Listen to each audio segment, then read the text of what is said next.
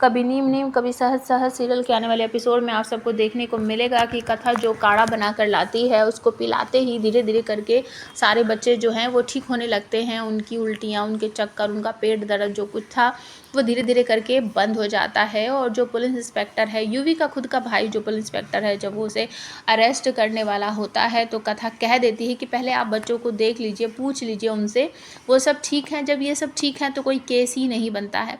तो police inspector कहते हैं कि हाँ, ये बात तो ठीक है, लेकिन यहाँ पर जो कुछ हुआ है उसकी तो तहकीकात करनी ही होगी। इसमें असली दोषी कौन है उसका तो पता लगाना ही पड़ेगा। तो कथा कहती है इसमें मैं आपकी कोई मदद नहीं कर सकती, वो सब कुछ आपको करना पड़ेगा, लेकिन मैं सबूत दे सकती हूँ। सब चौंक जाते हैं कि ऐसा कौन सा सबूत है।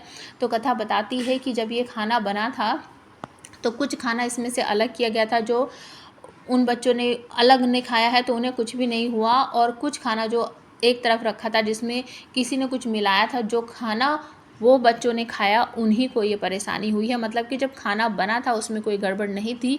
ये खाना बनने के बाद रास्ते में आते समय या यहाँ पर आने के बाद किसी ने कुछ मिलाया है, क्योंकि यूवी जो है वो बच्चों से बहुत प्यार करते हैं और उनका जो कैफ़े है उन्होंने अपनी माँ के नाम पर करा है, तो अपनी माँ के नाम पर कभी भी दाग नहीं लगने देंगे।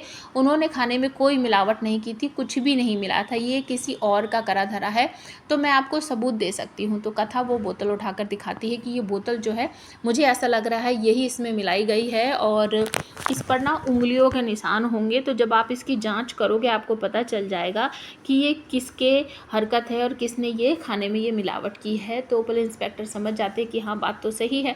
तो वो उस एविडेंस को ले जाते हैं और कहते हैं कि हम इसका पता बहुत जल्दी लगाएंगे, और पुलिस वाले वहाँ से चले जाते हैं। ये सब कुछ देखने के बाद घर वाले बहुत ज़्यादा खुश हो जाते हैं और कथा जाकर मंदिर में जो कान्हा जी की मूर्ति वगैरह उसने सजाई है वहाँ पर जाकर तैयारियाँ करने लगती है। और तभी यूवी वहाँ पर आता है और उससे माफ़ी मांगता है कि प्लीज़ मुझे माफ़ कर दो, मुझे तो ऐसा लग रहा था कि आज तो पुलिस मुझे अरेस्ट करके ले जाएगी, मेरा कैफ़े भी बंद हो जाएगा और मेरी माँ के नाम का जो मैंने कैफ़े खोल रखा उस पर भी धब्बा लग जाएगा। लेकिन कथा कहती मुझे पता था आपने कुछ नहीं किया, तो जो मुझे सबूत मिला मैंने उसे संभाल कर रखा कि ज़रूर ये काम आएगा, और वही मैंने पुलिस वाले को दे दिया।